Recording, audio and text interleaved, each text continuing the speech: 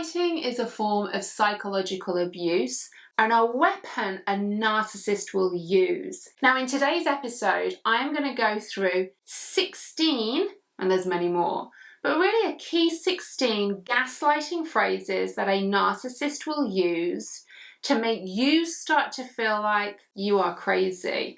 Maybe it's your fault. Maybe you even are the narcissist.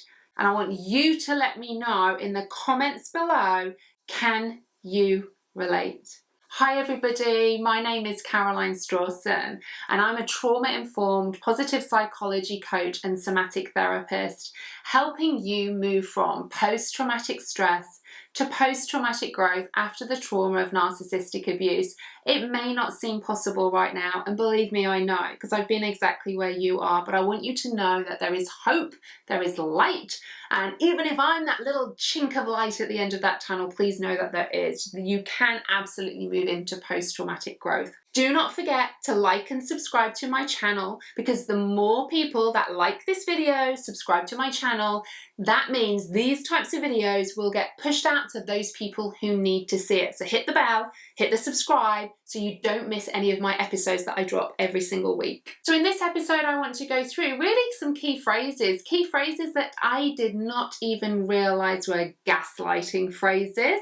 I just thought they were maybe part of my relationship to my ex-husband. Now, he was a covert narcissist, very, very subtle behavior. And some of the things that he said whilst I was married, didn't really think anything of them other than it left me questioning, left me feeling in doubt, left me thinking, is there something wrong with me? Am I the crazy one? This is classic gaslighting. Gaslighting are phrases and sentences the narcissist will say to you, leaving you doubting your sense of reality. And that can even get to the stage, and I had many stages like this in my marriage, where my ex-husband would say things to me and I kind of knew that they weren't true. I literally had seen evidence that they weren't true. But by nature of how he was responding to me and the subtle things that he was saying, I started to doubt myself and think, well, maybe I've got it wrong. And there's so many different things that I could talk to you about. And actually, if you want to go and have a look, I talk about a lot of these in my book, Divorce Became My Superpower, which you can pick up over on Amazon if you want to have a read really about my personal story about this. But all of the ones that I am going to share with you, that's why I've chosen 16, because I was thinking of the main ones that happened in my marriage as well. The 16 that I've written down and I want to go through with you are all the ones that my ex-husband used with me, and I would love to know in the comments, can you relate to these? Has your partner, your parent even, maybe a friend or a colleague at work, have anybody ever said this to you, leaving you starting to doubt your reality? That is gaslighting. So the first one, can you relate to this? I was just joking. You know, that they've said something to you that really quite hurts inside, and then straight away, oh no, I was only joking. So you're kind of left feeling a little bit icky, let's be honest, but by nature of them saying, well, I was only joking, it's almost like you're meant to go, oh, okay then, and snap out of it and be all nice and happy. No, someone continually saying things to you, leaving you feeling that self-doubt and that icky feeling inside is gaslighting, especially when they start to say things, oh, I'm only joking. Yeah, no, it's not funny and nobody is laughing. The second one, I didn't do that. And this must have happened so many times. You know, I remember even one time with my ex-husband where the whole house had fused. And I knew because I had seen him with a fork in a light socket, okay? I'm not going to go down what could have happened or maybe should have happened, but anyway, that's a whole other one, right? But he had a fork in it. So I knew he'd been messing around with our electrics. And obviously I said when they'd gone, well, I saw you doing that. Well, I didn't do that. And it's like, well, I saw you do it. Well, I didn't do it. And it was almost like making me think I'd seen things and it hadn't really happened. Classic gaslighting. The next one, You're imagining things. You know, that this is a classic one. This can be things like, you know, maybe your partner's flirting with somebody else, for instance, and, you know, you question them about all of this afterwards or even during. Oh, you're imagining things. It's like you're making something up that isn't there. But you know what? If it means something to you, if you had a healthy relationship with somebody, they'd reassure you, they'd talk to you about it, and you'd have a healthy two-way conversation about it. Narcissists won't do that. They will say things like, oh, you're just imagining things. And they'll say it in a way to make you start to doubt your sense of reality. The next one, you were there with us. Almost like if you are saying something and it was when you were with a group of people, almost like, well, you were there with us, like, well, you know it didn't happen then. And this is a classic example because what they're doing there is they're almost as well trying to triangulate you and bringing other people into the equation. So you start to think, oh, it's not even just him or her, it's other people. Oh my goodness, is there something wrong with me? Classic gaslighting. The next one, this is a classic one, and I hear this all of the time, and I did hear it all of the time. Don't be so sensitive. Now, I get it. In some situations, people might overreact and someone might say, well, just don't be so sensitive. If you have a partner or a parent or somebody close to you who consistently says when you are trying to voice your truth, don't be so sensitive, this is a form of gaslighting to undermine your sense of self. Because if you feel something about something, you should be able to voice that and again have a healthy discussion with somebody. But a narcissist will very often, if you ask them a question, they won't focus on answering the question. It'll be like, oh, you're so sensitive. How many times have you heard that? Oh, you're so sensitive. I used to hear that a lot. And actually, the longer I went into my marriage with the narcissist, probably to him, the more sensitive I got because the more questions and the more things I'd start to doubt myself with. So yeah, to him, it was like, oh, you're so sensitive. No, I wasn't being sensitive because actually my gut was telling me the right things. What he was doing was gaslighting me into trying to start to doubt my own sense of reality. You have issues. Oh my goodness, how many times have you heard that? You know, you're asking questions because you feel like something's right or you've seen evidence and then they're like, oh, you have issues.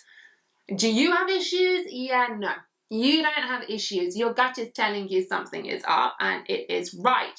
The problem here is they are trying to deflect, distract, minimize, control, manipulate to make you feel like you have a problem for them to continue and perpetuate their narcissistic behavior. You're upset over nothing. You know, if you're upset about something, you know, it's not a conscious choice to be upset.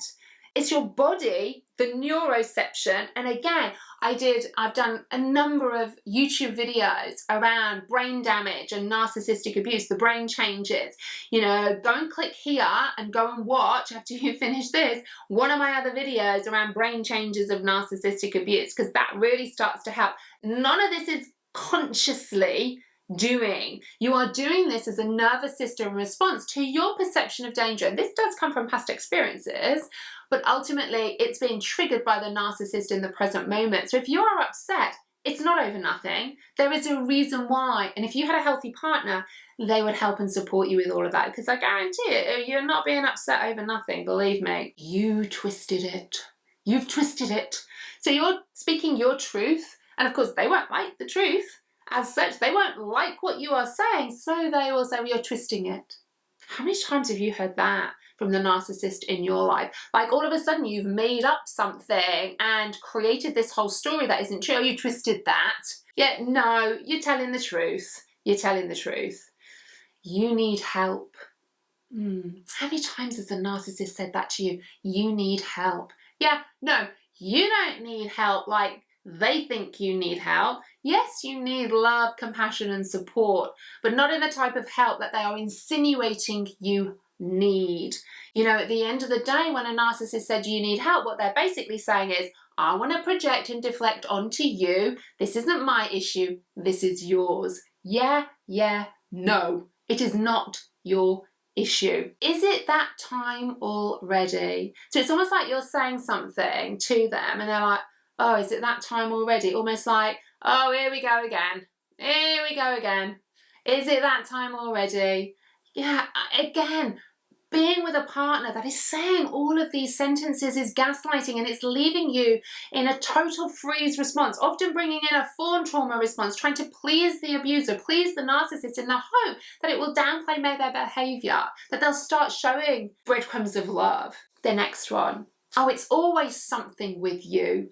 Like, if you're feeling something about their behavior, it's almost like you're not allowed to verbalize that. You're not allowed to ask any questions because it's always something with you. No, it isn't. It's always something with them. That's why you're trying to create a good relationship with them, which sadly we can never have with a narcissist. Another one. Here we go again. Mentioned that a little while ago. Oh, here we go again. Here we go again. And you often get the eye rolling and that with it as well, don't you? And they're like, oh, here we go again. And how does that make you feel when your partner is saying that? You're trying to verbalize something about how you feel and wanting sympathy, explanations, to have a discussion with them. And all they say is, here we go again. That is not a healthy relationship. You should be able to discuss and talk to your partner or your parent about all of this in an adult way. This is gaslighting. I never said that. That is a really tough one, isn't it? Because really it's your word against theirs. You're saying, I heard you say that. I never said that. And again, they're starting to try and make you doubt your sense of reality. And it can even get to some stages with gaslighting where you literally don't want to speak. It got to the stage in the end with me where I just kind of thought, what's the point? I was that much in a freeze, shut down trauma response. What's the point? What's the point of saying anything? You kind of thought you knew the truth, but if you said anything, it was going to be twisted. And no, it gets to the stage where you almost think, I'm not saying anything. Typical gaslighting tactic by a narcissist. No one likes you. That is all about isolating you. It's almost like saying, if you leave, if you don't have anyone else other than me, no one likes you. It's a real isolating tactic by a narcissist to basically say, no one likes you, and you should be lucky that I do. Making you feel like in this whole world, you've only got the narcissist to rely on. That isn't true. It really isn't true. And just as a caveat to this, if that is you right now, feeling like you are alone in this world, please come and join my free community on Facebook, Narcissistic Abuse and Trauma Recovery for Women. Come and follow me over on Instagram. Send me a message. Drop a comment below. I want you to know that you're not on your own in any of this, because I know what it's like and it can feel incredibly lonely. That's why I do this stuff, because I want you to really look at me and think, wow, she seems like she's got her stuff together. I wasn't. I used to wear grey baggy tracksuits. Go and watch my video, Broken After Narcissistic Abuse, because it explains pretty much my story, okay? I used to wear big baggy grey tracksuits. I didn't like looking in the mirror. Go and watch that, because the story I tell you there, you'll be shocked then where I am today. So I know if I've done that, and it's been a lot of deep inner work, absolutely, but it's worth it. You can get through this as well. I don't have time for this. Again, it's almost like you're trying to talk to them about, oh, I don't have time for this. And they do it dramatically as well, leaving you feeling like, oh, they don't have time for me, I'm not good enough, I won't say anything, isolate you, all packaged up in gaslighting and coercive control, manipulation, really getting you to feel like the only person you can rely on is the narcissist, and those breadcrumbs of love are literally all you're gonna get in this world. No, it isn't true. But I get it. It can feel like it right now. And then the final one. There's always drama with you. If you've been called like a drama queen and that from the narcissist in your life, there's always drama with you. Like, again, just by you asking a simple question, asking about something, an event, or something in your lives together, oh, there's always drama with you. Like, in some way, you're not allowed to ask any questions. And if you do, God forbid, then all of these phrases can come into play. Now, I've shared with you 16, and those 16, the reason why I shared those is I heard all of those in my marriage, all of them. And I didn't realize that collectively hearing these day in, day out, month in, month out, is a form of abuse. It's gaslighting, and it's a tactic that a narcissist will use to isolate you, to make you start to doubt your sense of reality, to keep you exactly where the narcissist wants to keep you. And the reason why I share these phrases, because I think these are so important, and I remember doing a post on Facebook probably I don't know, a few months ago now. And I had a message actually from one of my friends, from a friend. Okay, it just shows you never know what goes on behind closed doors. She dropped me a message on Facebook and she said, I've just read your post on gaslighting and I'm sat here crying, sending you a message because I feel validated. I thought I was the crazy one, and your post has just made me realize that what is happening is gaslighting. Gaslighting is psychological abuse. And it can be very difficult because we know narcissists behave in a certain way publicly, don't we, to how they behave privately. But gaslighting is abuse. Narcissistic abuse is trauma. It's domestic violence. It's domestic abuse. You might have the bruises externally, but you've got the scars on the inside. But that doesn't mean you can't move from post-traumatic stress to post-traumatic growth. And that's why I want to do videos like this, episodes like this, so that you can start to see, oh my God, I can relate to that.